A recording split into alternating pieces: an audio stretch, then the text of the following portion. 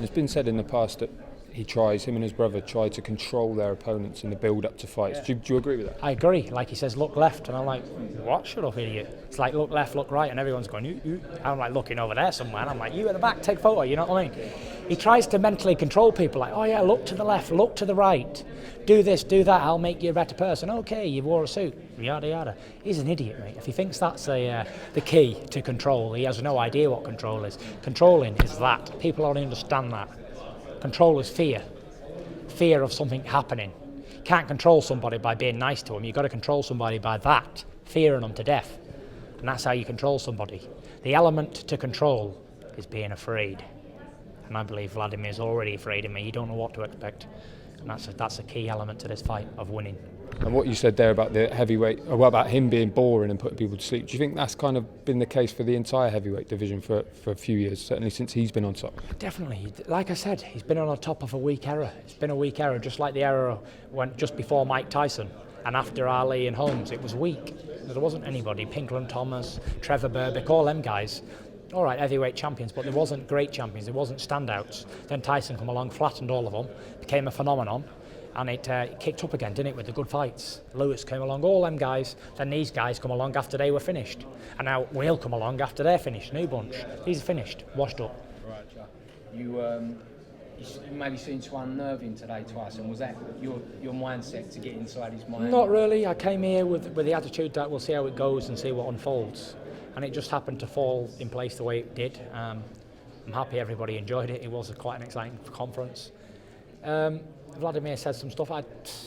You can't really pay too much to what he says because half the time it's very slow and he strings a sentence together and we don't really get it because it's like half an hour to speak one sentence. Not exciting. If I didn't do something, it'd be a boring press conference because he would have had everybody sleeping by 15 minutes in and wishing they wasn't here and I want to go to KFC or I wish I was somewhere else. But at least when I'm in a press conference and I'm talking, people want to stay and watch it. With the revelation as well that he's admitted that he's training 4 times a day. It's quite a accolade for yourself, Tyson. You know, not many fights in the past like that. He trained 4 times a day for. I train 4 times a week. Never mind 4 times a day. Fitness ain't going to be a key in beating somebody in a heavyweight championship of the world. There won't be many heavyweight champions or challengers who go into a fight not fit. I don't think no one's ever been beat in heavyweight boxing in a world title fight because he was unfit and he blew up after 2 rounds. They get beat because they're not good enough. And I believe you can train all you want, but if you can't do it, you can't do it.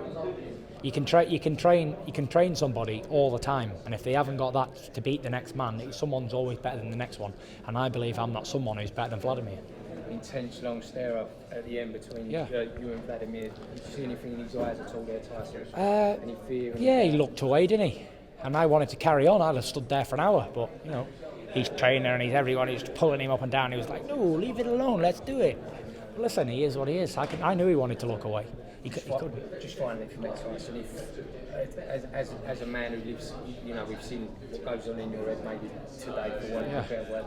Do you think that this has unnerved him coming in today? It's done him no favours, you know. To be honest, at the end of the day, it ain't fighting, is it? All the talking and all the pantomime jobs and all the party tricks, they're not fighting. And at the end of the day, there's only me and him in a boxing ring, and everything that gets said, everything that happens, it means nothing.